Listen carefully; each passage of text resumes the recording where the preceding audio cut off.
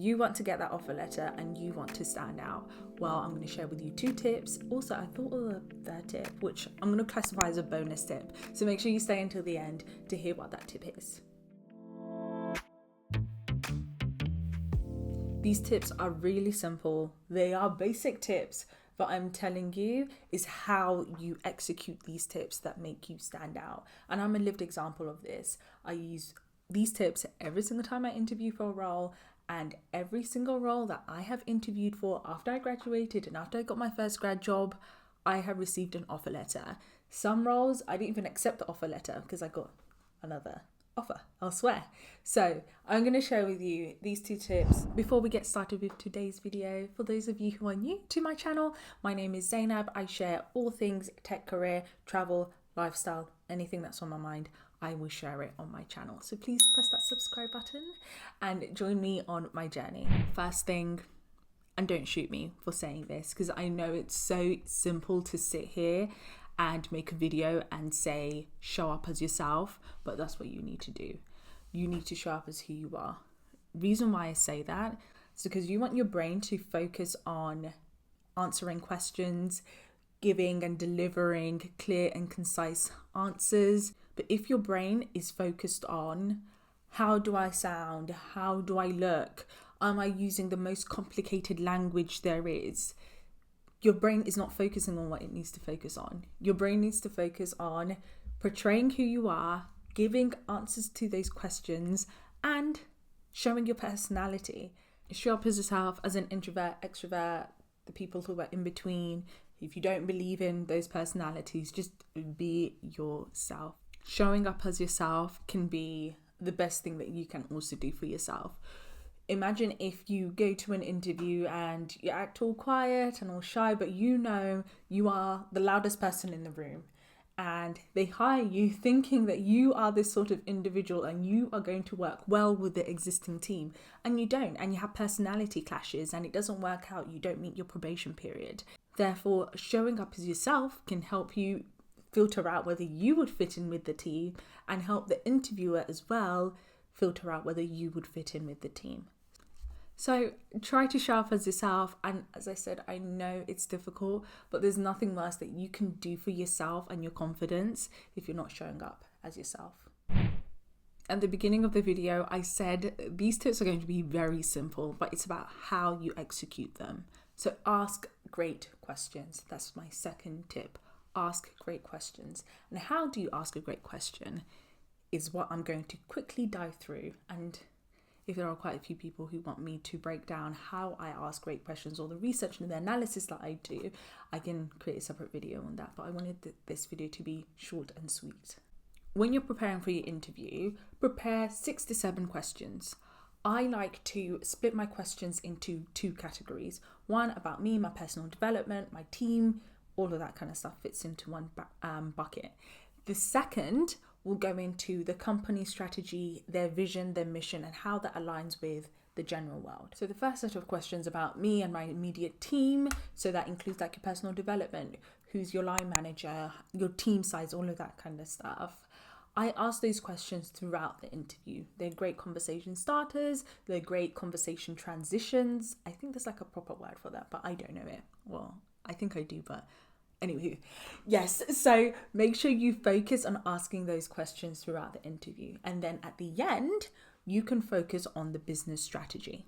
So at the end of the video, I usually have another 2 to 3 questions prepared. So out of that 6, 7, 2 or 3 will be focused on the business strategy, mission, and how that aligns with the world. When you're asking questions around the business strategy and vision, link it to real world scenarios. Ask them how inflation has affected their business. Ask them how COVID has affected their business, whether they are still behind on their numbers or whether they're on track, or what impact COVID had and how it impacted their workforce. COVID was only 2 years ago, 3 years ago. So there is still an impact in the industry. Think about those questions. Ask how they plan to cut emissions. What's their net zero plan? How are they trying to save the planet? These are questions that you should be asking. They might not know the answers to this, but that's not the aim of you asking these questions. You're not asking them so that they can give you an answer. You're asking them to demonstrate that you can do research and analysis, that you really want this role, that you're going to go above and beyond to do the research, to do that analysis, and to ask great questions. So thank you for staying until the end. I did say this is going to be short and sweet. So hopefully, like, after I've edited this video, it's like less than 10 minutes, which it should be. So the bonus tip, and this one might think is a little stalkerish, but I don't think it is. But find something you have in common with the interviewers. So in most cases, if you've gone through a recruitment company, or even like the company's internal recruitment team will schedule the interview. When they schedule the interview, sometimes they will put, actually not even sometimes, in most cases, they will put the person's first name and last name. They will put the person's email address, the person who is going to interview you. Use that. You don't need to go on their social media in terms of their TikTok and their Instagram. No, I think that's too far because those places should be private. But go on their LinkedIn. LinkedIn is a professional service. So go on their LinkedIn, look at their activities. You might actually have people in common. Now, imagine if you turn up to an interview and you've gone on that person's LinkedIn, and by the way, they will see you've been on their LinkedIn, which I don't think is a crime. Imagine starting an interview by congratulating your interviewer with the award or certification that you saw them achieve on their LinkedIn. Do you know how powerful that is? Here's an example. They say, "Hi Zainab, nice to meet you." I say, "Hi Rebecca, it's really nice to meet you too. Congratulations on your Women in Tech award. I saw it on LinkedIn and we have a couple of mutuals." Do you know how powerful that is? That interviewer, Rebecca, is going to remember you. She is going to remember you. And that's what you want to do. You want to plant a seed. You might find that a little stalkerish. Okay, I get it. But you can still find things in the moment that you can connect with that interviewer with. For example, you see this image here, this digital image. I got this from IKEA. By the way, I am looking for black art, abstract art. So if you know any, please let me know in the comments below because I need to fill up my frames. That's what I'm looking for. But anyway, I digress. So you might like this. You may not like this. But even complimenting it creates a connection between you and the interviewer. Or you might like my Zara top. Like, I really like your earrings. I have them too. Did you get them from Melissa's wardrobe? Yes, I got them from Melissa's wardrobe. You've already got a connection. It's those small things that can create long-term connections, those small things that can help someone remember you.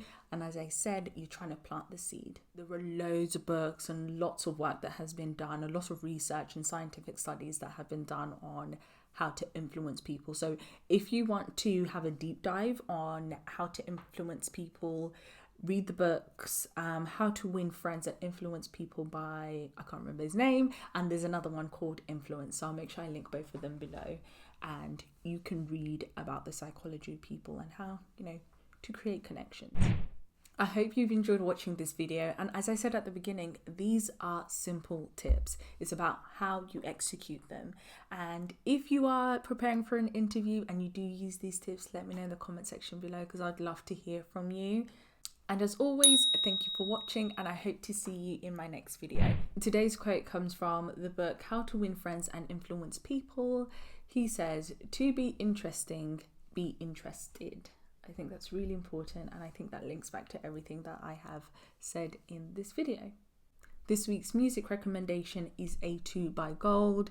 I used to bang out this song as well. I used to bang out this song like there was no life tomorrow. Like, this song was going, and I literally fell in love with all A2 music. He is a British rapper. I don't know if he still makes music, by the way. I think I need to do some research and find out if he still makes music, but go ahead and listen to Gold. It's a great song.